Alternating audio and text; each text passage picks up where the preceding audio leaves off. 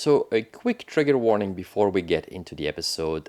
This will contain some descriptions of coercion and sexual assault, so keep that in mind for this episode. O'Neill, 2 L's. I serve the SGC under a General Hammond. We're explorers. You see, we're from another planet. The unstable vortex of a forming wormhole. Kawoosh. Indeed. Hello Internet, welcome back to another episode of the Kawoosh podcast. I am your host Arne, and I am joined as always by Evie. And today we are tackling a big one. Yes, I said it last week. We are watching Hathor this week. And before we get into the thick of it, I just wanted to mention that I thought this was probably going to be one of those that didn't hold up very well. I was right, but not in the way I thought I was going to be right. I thought that Hathor was going to be the main problem in how she was portrayed. Turns out she was actually the least of the problems. Which still problematic though. Yeah. But the least of them. That said, the actor really gave it her all, and she put on a really good performance. She was really good. So yeah. So before we get into bashing the episode, most of the actors are doing an incredible job, especially the guest actor doing Hathor herself. So yeah, she wasn't given the best of roles to play in this one. But let's get into it. Who or what is Hathor? So I'm gonna try and do this calmly, but I might get upset throughout. Feel free to interject and rant. That's why we're here. I wanted to note that for some reason we stopped watching the DVDs and we started watching it on streaming, and I missed the DVD menus. So can we please go back to the DVDs? Yeah, we needed a quick solution, and I just wanted to test it. They were still available on Prime over here, so we did a quick. But that way, I was just wondering if what the difference would be if we watched them in HD. Not that big of a difference. No, but they're available on Prime, so you can go watch them. Yeah, and SG1 is for sure for free, because there's something really weird going on with Prime with a lot of subscription models for like sub-streaming things in Prime. But Stargate SG1 is available for free on Prime if you have Prime. Anyway, we open up on a matte painting of a Mayan temple, which was kind of a surprise. And we cut to the inside, where a group of archaeologists are opening a wall, and they enter a room where they find a sarcophagus. And they wipe the dust off of it, and they see it has Egyptian hieroglyphics, which doesn't really make sense. But first, they bash in the door, and I'm like, do you want to damage historical sites? Because this is how you damage historical sites. Like, even doors are important. Like, what are you doing? But it wasn't really a door. Like, they were opening up a wall. I still felt like it could have been more I don't know. They just needed an opening, and I don't think they paid much attention to how they portrayed the archaeologist. But it's a man and a woman, the main archaeologist, and the man says, I remember a dude talking about Egyptians and aliens, and he's talking about Daniel, of course. And the woman finds a symbol she recognizes, and it is the symbol for Hathor, an Egyptian goddess. And the man wipes some more sand away, and he finds a jewel. And when he touches it, the sarcophagus opens, and a woman stands up. I am just so annoyed that none of them are wearing gloves. No, and none of them are wearing gloves. They They're just brush touching it everything, with their hands. And I'm like, oh God, like, oh. It also doesn't really look like it's been there long. It's like brand new. It's brand new, and they sprinkled some sand over it. Which, again, this is just an opening shot. Yeah, it's also a sci-fi series, and it's supposed to be aliens, so you can get away with it. But maybe we've just been spoiled with recent series. I feel like, we keep expecting more out of things. Maybe, yeah. Anyway, please continue. Yeah. So the woman stands up, and she speaks to them, and she says, "You are not Ra." And the archaeologists back away because she holds up her hand, and she has the hand weapon thingy from the Gua'old, and she blasts them. She also has the voice of the Gua'old. Yeah. Yeah. Like the deep, sexy voice of a Gua'old.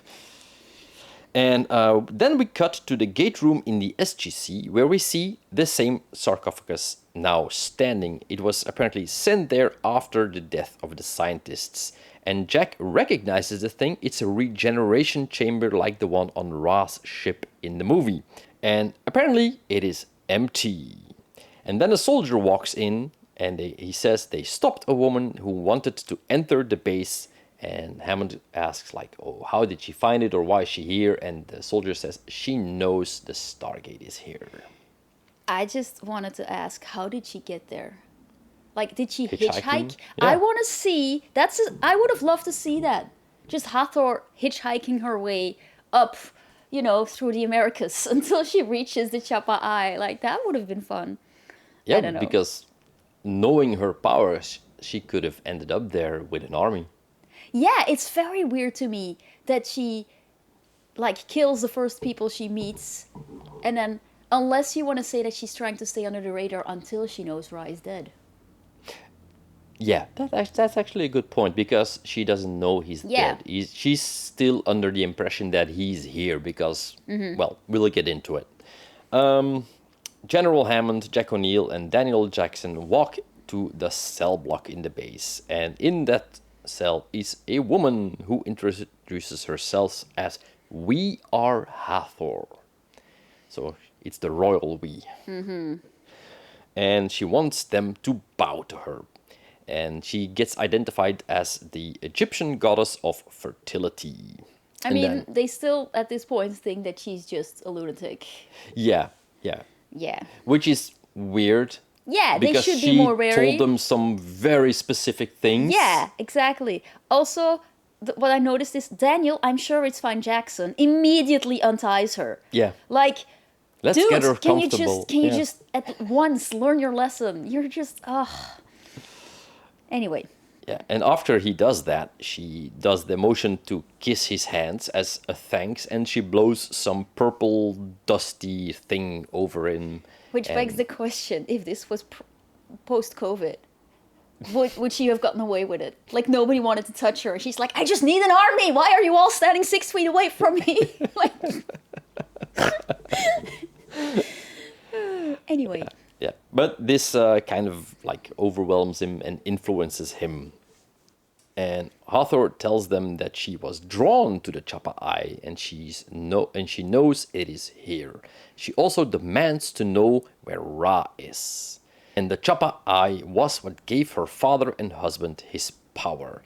So they get a little bit confused by what she means. So apparently Ra was both her husband and father, according to Egyptian which is not, lore or it happens legends. a lot in Yeah. God lore. It's Exactly. I mean, looking Yeah. at you, Zeus. I mean, Yeah, it's not that far-fetched. No.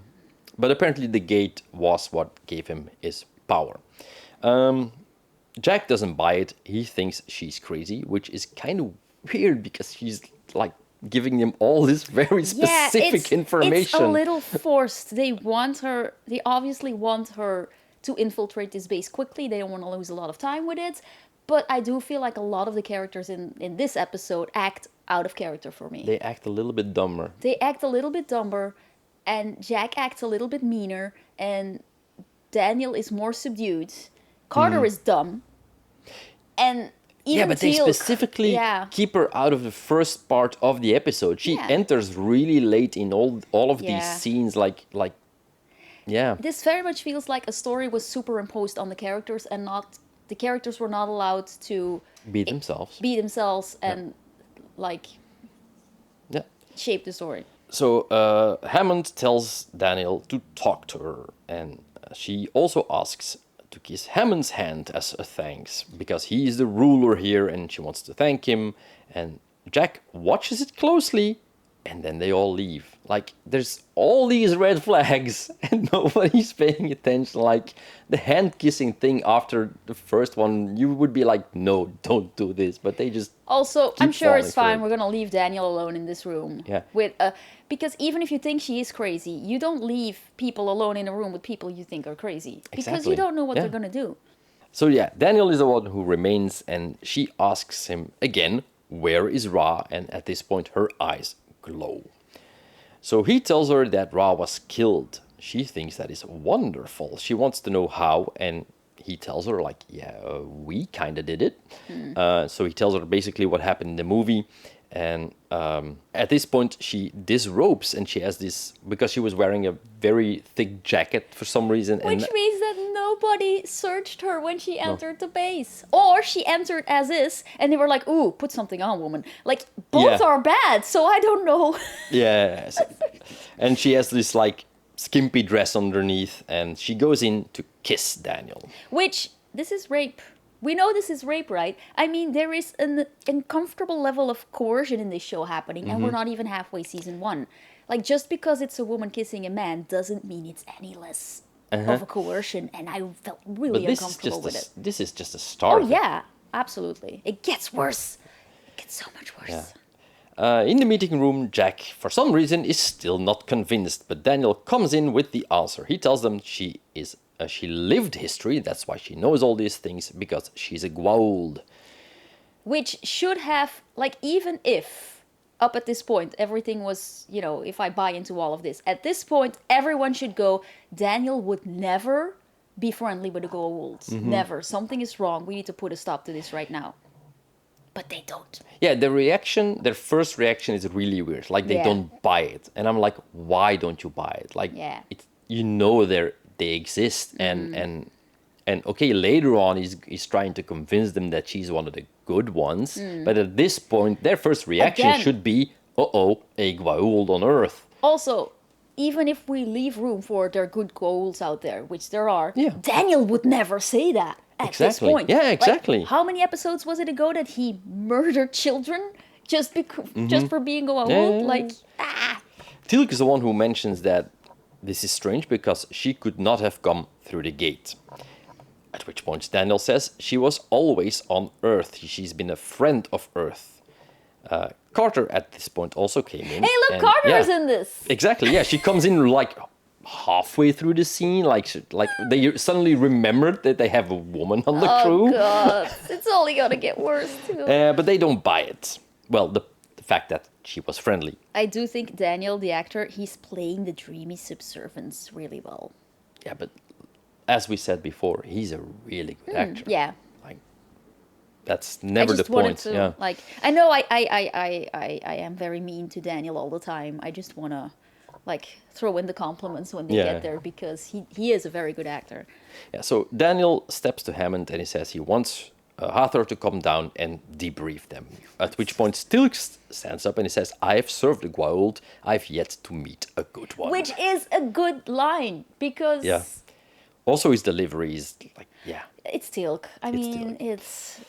But yeah, Hammond is also under the spell. So moments later, Hathor comes down the stairs. His lovesick gaze. Yeah. He's like, ah. It's like... I am happy that he gets a lot more stuff to do. I do.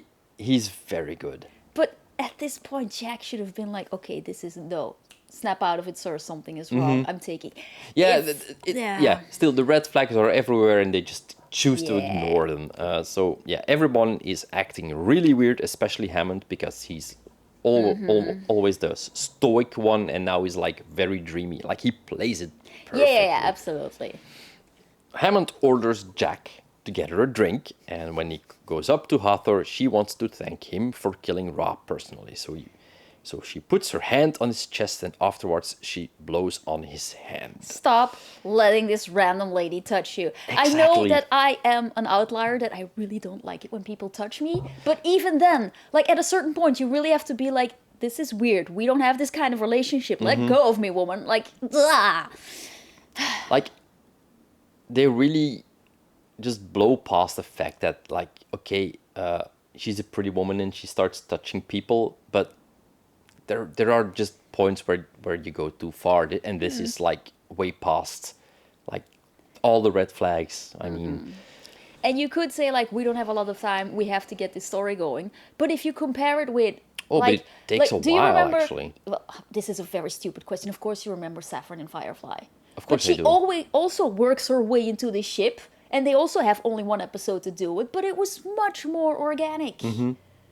And she kind of plays the same thing in the thing that she uses her wiles to get men to do what she wants. Yeah. But Saffron goes completely different about it. And she's smart. She has to use her she's smarts. actually smart, and she has to Yeah. pivot a number of She times. has to pivot. Hathor only has one plan, and it And she always just works. does it, yeah. Yeah. Like Okay. she doesn't even need to go under the radar. She just does it, Yeah. and everybody just ignores all the signs, which is not the point with what you. We're not even up to the biggest thing no, that I no. have with So, it. Well, I have yeah. multiple issues still coming up. So Tilk steps up to her. He identifies her as a Gua'old. She's affronted, and she goes like, "You served Apophis, the serpent." But Daniel actually stands up for Tilk and says, "No, he's on our side." And Hathor kisses Tilk's hand as well. Which, no. Which, Teal'c would never. yeah, I mean, none of Exactly. them would ever, but especially especially not Tilk. No. Ugh. It's also a little bit weird that he doesn't know about Hathor. Well, it could have been well before his time, though. That's true. If it is the history of Earth, then Mm-hmm. she is way before his time. You might have a And good point if there. she was, imprisoned, then that would have been a blemish on Ra's name, and then they probably erased her sort of out of it. That's True, one true, of the lesser yeah. things. I That- mean, but that's actually something they could have played up, because that's actually kind of interesting. yeah, no, they didn't have time for that. They had to show like, hand kisses like and stuff. men wiping women out of history, which would have been a really good point to play up in the episode. Instead, they go the other way. Oh gosh, you just made another point. We're just finding more points as we go along.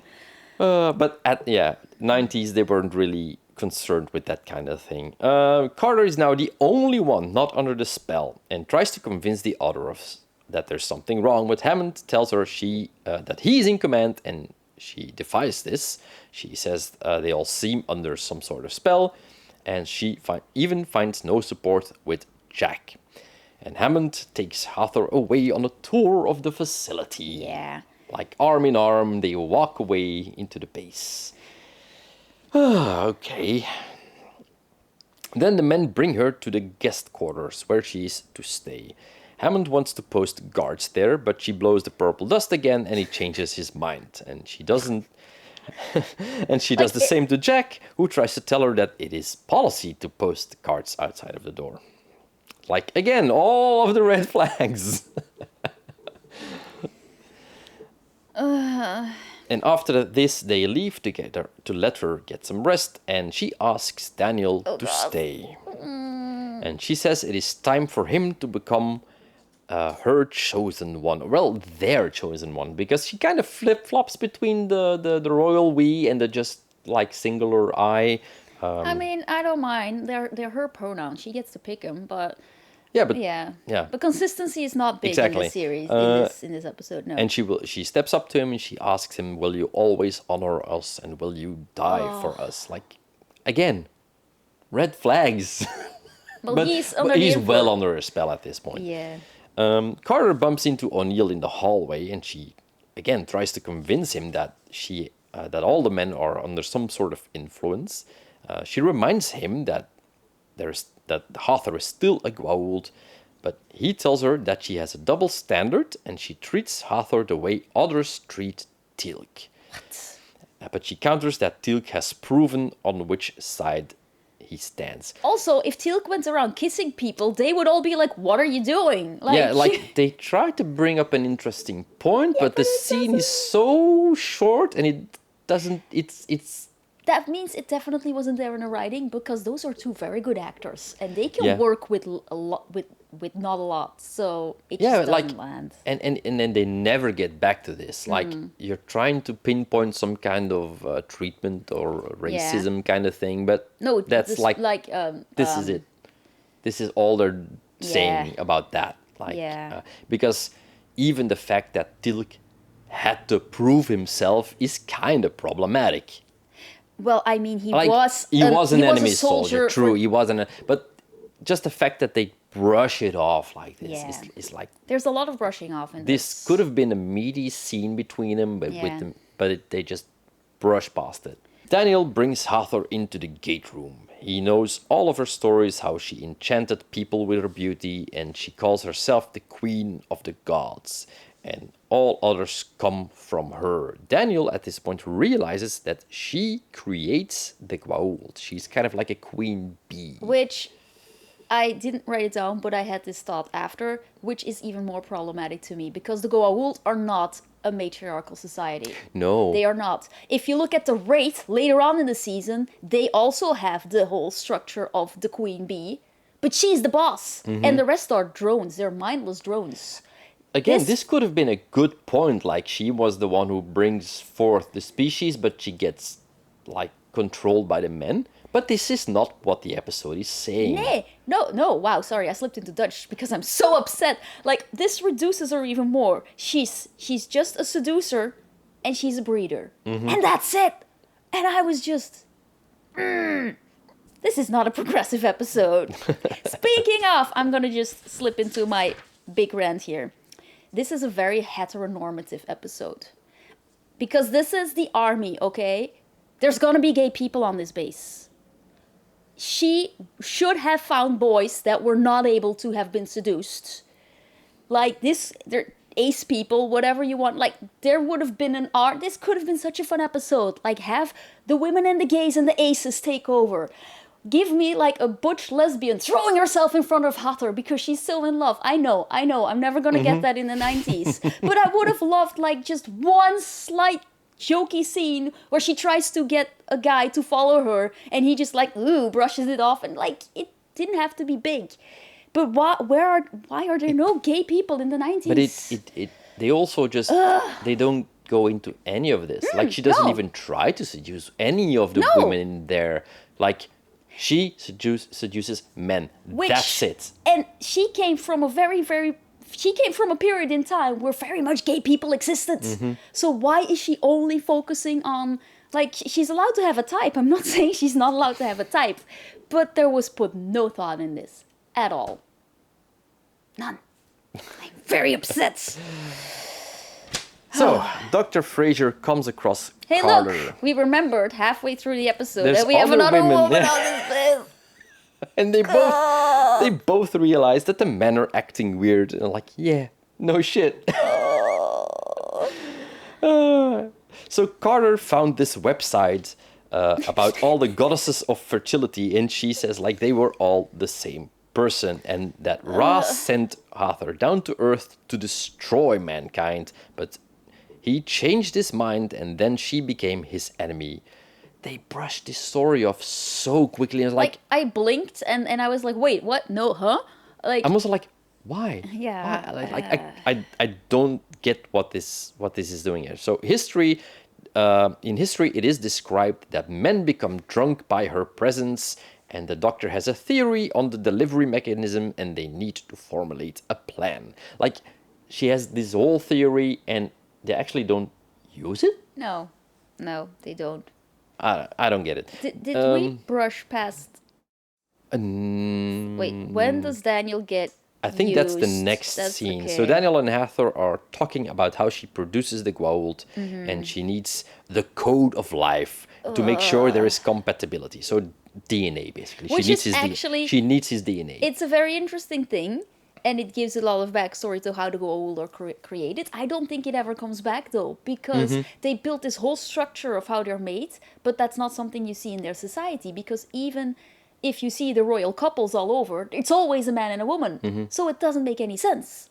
Unless, as a Gua'uld, you just pick whatever body you like. But again, that's never touched upon. Yeah. Also, I don't like Daniel, but he doesn't deserve this. Like, No, because gosh. the next thing she says is that she enjoys the way their species go about sharing DNA, and she starts to undress him. Yeah, I do like his tiny moment of rejection when he figures out that he's going to be used to make more Goa'ulds.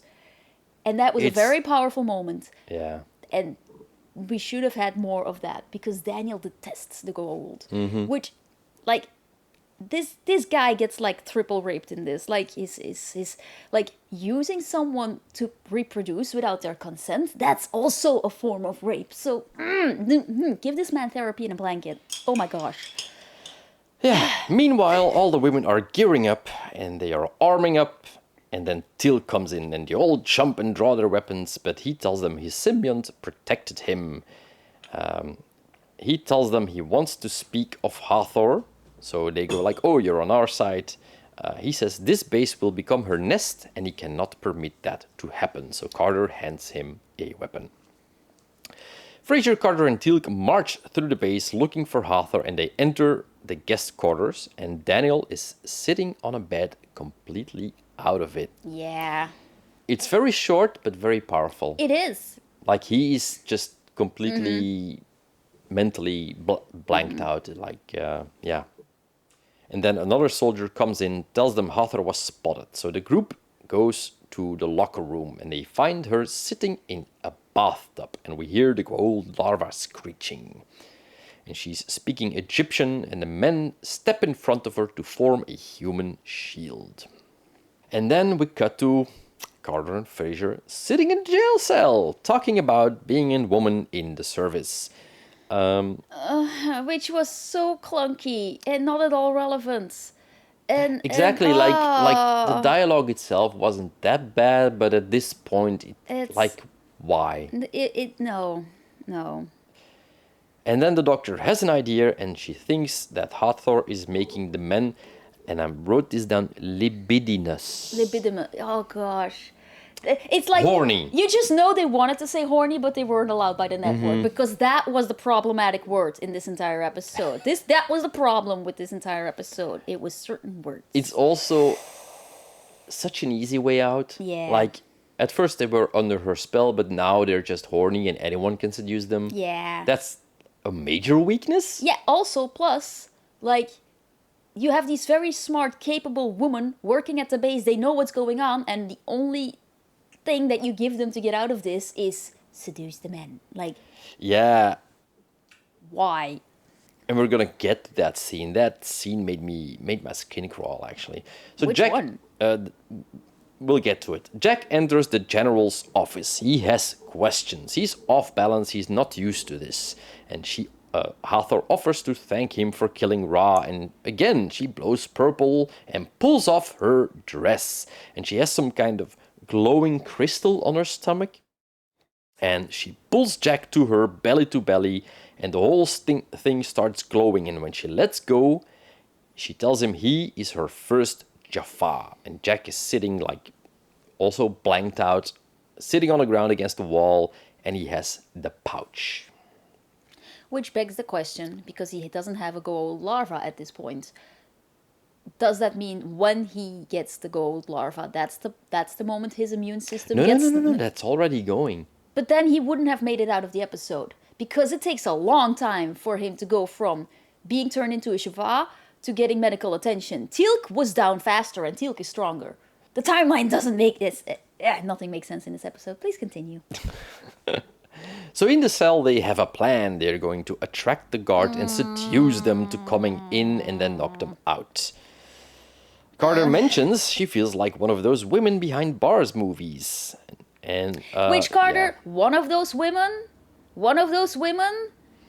Don't be like, I'm not like other girls. No, you're better than that. But this whole scene is just like, because they actually...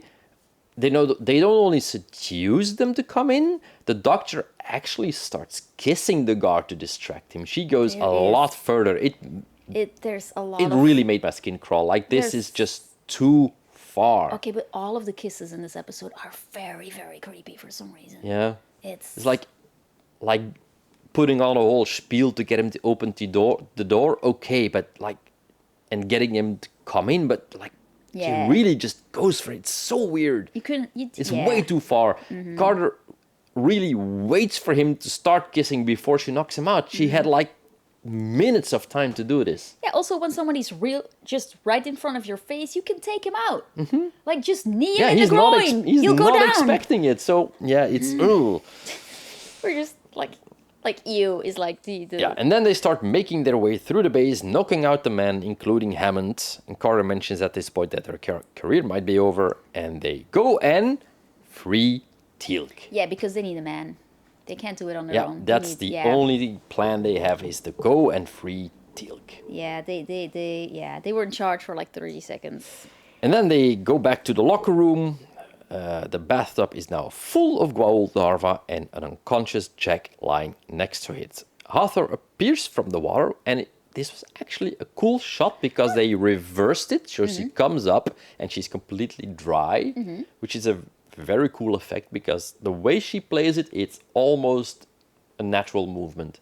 So works really well.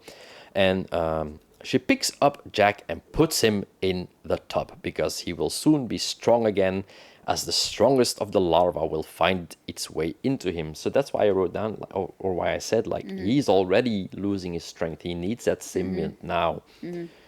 So after Hathor leaves, they pull Jack out of the tub. Well, you forgot a very important thing. Carter goes on 3, and Teal doesn't listen to her, and he goes on 1. And I was like, if this would have been done with Jack, it would have been funny. But right now, it further undermines Carter. And Teal'c would never. And it just felt like even more blasé at that point. Like, Teal'c doesn't listen to her.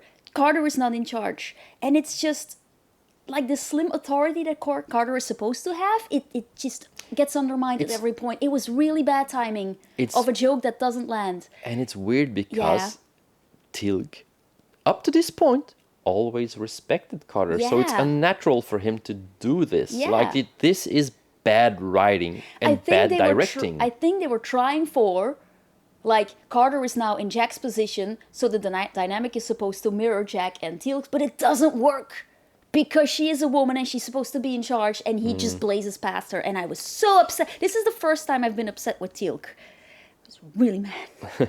Anyway. So yeah, they pull Jack out of the tub, and Fraser puts her hand in the pouch. She puts her unsanitized, ungloved hand in a man's pouch, and he has no immune system. I want to buy a box of gloves for this entire episode. Like, is it just me? The effect is really cool. Like, you really believe she puts his hand in her belly, but all the doctors all over the world go like, ugh! Yeah, like, what are you doing? Like, this man has no immune system. Then stop her all dogging this! Ah! And Teal'c mentions that he now has no immune system, so without the larva, he will die soon. So they get to Hathor's sarcophagus, and because it might be able to heal him. Okay, slight silver lining. I love it when Teal'c carries people as if they're no heavier than just like a little baby. Like, he carries people like so stoically. I always love to see it. Sorry, continue. No, it's fine. Teal'c activates the chamber and it closes over Jack, and he reassures them that he's seen the chamber do miracles. And then soldiers burst in and they just open fire. Teal'c immediately gets hit in the legs, and the others jump behind the sarcophagus. Hathor comes in to stop the soldiers from shooting, and the sarcophagus opens and Jack appears. He's all better, and she fires her hand weapon, overloading the sarcophagus, and they barely make it into the next room as it explodes. Because they couldn't keep the thing there because it would be a problem in future episodes. It would, because you could remove Teal'c's symbiont with it and everything. So they introduce a miracle cure and immediately destroy it. I don't mind that. No, it's fine. And they get a cool explosion out of it. So so they go and check, and it's completely destroyed. Carter checks up on Jack. His pouch is completely gone. Jack and Carter make plans to go get her, and he tells her that there are more tranquilizer guns, because like they were all out in that armory, but one level below there's another armory, and there's still guns there. Because we can't have Carter solve anything. No, she needs men around her to solve To tell him that there are more armories in the base. Like she wouldn't know. Again, Hathor is sitting in her tub because at this point in the episode, she's not doing anything anymore. Just sitting around. I mean, they made a cool tub. I can understand the need to use it as much as they did. It's a very cool tub. Daniel tries to reason with her because she, of course, wants to kill Carter. O'Neill and Carter come in and they shoot darts at the soldiers. Hathor throws Carter against the wall and she orders to take her. But Carter grabs her pistol and straight up shoots Hathor. And the whole tub bursts into flames. But we can see Hathor walking away as the others try to save the airmen who were protecting Hathor. Then the gate alarm goes off and they all rush into the control room. So at this point I was like, oh, I noticed her walking away in the background, but like the very next second the alarm goes off, they rush into the gate control room and they can see Hathor standing in front of the gate. So the whole thing like, ooh, she's still alive. Yeah, she's still alive and they know it. So they open the shield of the control room, they see Hathor and she leaves through the gate and they just in time see that the address was Chulak. And Daniel enters completely confused and he seems to have no idea what happened. So the moment she walks away through the gate, all her connections are all severed and they all return back to normal. And we cut to the locker room where the doctor is packing up some samples of the larva, because yeah, they're still there. And she's helped by Carter and Hammond comes in. This gets a bit awkward because Carter was the one who knocked him out, but he apparently doesn't know anything anymore, and he tells her he's putting her and the doctor up for commendation. None of the other women, just them two. And she's happy and surprised, and Jack and Daniel are standing behind Hammond, and they tell her, like, you earned it. And Hammond walks away, and we cut to credits. I hated that moment because I don't even know where to begin. Okay, first up, I don't know where to start. Like, this whole good job, ladies, it felt so condescending. It felt so condescending because, no, not a good job. Like, they didn't really get to do anything. Yeah, Till did all the heavy lifting, also, literally. the whole point of Carter going, oh, sir, I'm so sorry. Is my job gone now? No. If a commanding officer acts out of line, you take over and you don't apologize for it later. It's actually their job. It's your job.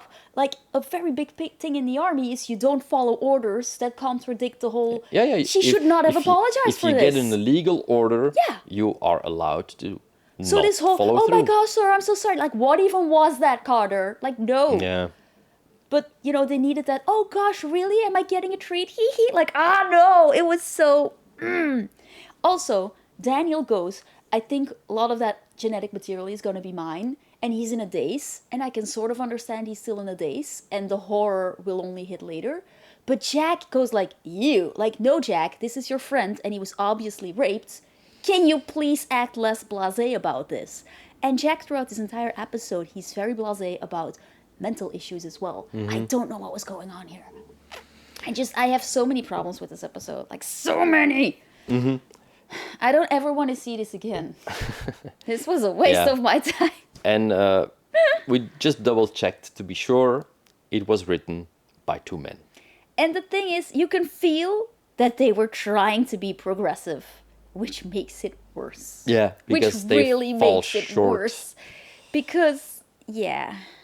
This is not girl power. This is just ridiculous. Yeah, this is bad. And it's not that the idea can't work, but the execution is horrendous. I thought that the whole thing with Hathor seducing the men was going to be the problem. It's dated, but on the whole, the incapable women is the bigger problem. Like, you get all these supposedly strong women in there, in the army, and they just fail upwards until the end of the episode and it resolves itself. It's so weird. Also, those extras, those women that we see, we're never going to see them again. No. They're just... Which is not a big issue, but if you're going to say, like, the women save the day, give them some lines of dialogue. I know it costs you extra, but give them something to do instead of standing around. Like... The doctor is not a soldier. I know she's in the military. She has some basic training, but still, she's not a soldier. Also, this is the second major woman that we have in this series, and both her and Carter are, well, either divorced or separated from their... You can have married women and they can still be strong. You don't have to be like, oh, she's divorced, she's a badass. Was that a point they made? No, but she was like, my ex-husband said this is the man's army doll, and I'm like, that's why? that conversation. Oh, like what? Yeah. You didn't need this to make the point. Like what? No. Ugh. Sorry. Yeah, but those tidbits and small conversations, you could have done something with that, but that wasn't the point of the episode. I'm not really sure what they were trying to say with this episode, and that's actually the problem. What is this episode about?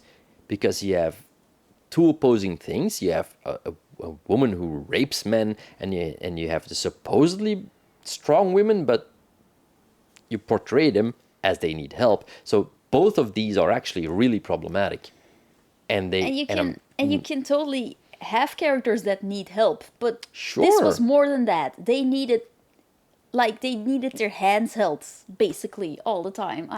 No. Yeah, because again, Tilk is actually like the perfect person to put on their side, especially not only because he's a soldier and he's strong, but because he knows the Gua'old. Actually, that would have been more logical than him being the action hero. And showing him falling in line behind Carter and supporting her throughout, that could have been strong on its own. But we have almost no time with them working together, and the minor moments that they are working together, he doesn't even listen to her. So you have the men acting really dumb and out of character. Yeah. You have the women acting really dumb and out of character. Yeah. You have even Tilk doesn't get out of this on a good note. No. This was a bad episode on so many levels. It really was. And I wonder if the whole Queen Bee thing in the Gua'old is gonna come up later again or not. She returns, but not like the Queen. The structure of the society that she never hints at, never comes doesn't back make up. sense to me. Also, we just had the episode with the Unas, telling us that they all came from this primordial thing, out of the water, and so and now they're introducing this new thing. It's like, does that fit together? Both How can does coexist, but like it. It would be interesting to go into that. So even world building wise, there's more questions than answers. It's just we have this idea about we need a woman Gua'old. Cool, really cool. We're gonna see some more, and they're all better than this. Well, it can only go up from here, I guess. But so I don't know. This is bad. This is bad storytelling. Okay, well, this one for me is moving all the way to the bottom in the ranking, right below the other problematic rapey episode. Like, And it's really weird to say that one actually comes out a lot better than this one. This is just, at least that one had some good storytelling going on. Like they were trying to say something. This one, I don't even know what it's about. I'm not sure what we're gonna watch next because it's on another disc. I didn't peek ahead. It's probably gonna be better than this one. If it can be worse. There is no way that there's a worse episode out there than this one. Let's hope not, because this is kind of a low point, and it's not even bad. It like actively upset me. Like, you can watch an episode and you're like, nah, but this was like It had all these ideas, I think, like things they wanted to do, but none of them worked. Anyway, none of it works. I think we're talking in circles. Yeah. So let's wrap this up. We'll see you all again next week for another episode, and let's hope that one's going to be a little bit better. So until then, bye.